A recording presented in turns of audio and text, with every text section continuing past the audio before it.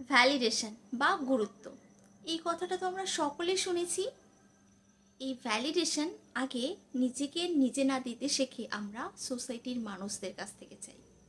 আর যেই মুহূর্তে মেলে না, সেই মুহূর্তে আমাদের মন দুঃখে ভরে যায়, আমরা অশান্তিতে ভরে যাই।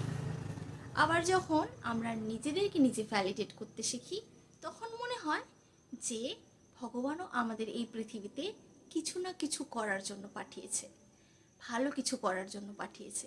তখন একজন শক্তিশালী মানুষের মধ্যে আমিও একজন, এরকম মনে হয়। তখন নিজেদেরকে আমরা আত্মসম্মান ও নিজেদের মধ্যে আমরা আত্মসম্মান ও আত্মশ্রদ্ধা জাগাতে শিখি। তাই আমার মনে হয় সোসাইটির মানুষদের কাছ থেকে চাওয়ার আগে নিজেদেরকে নিজে ভ্যালিডেট করা উচিত।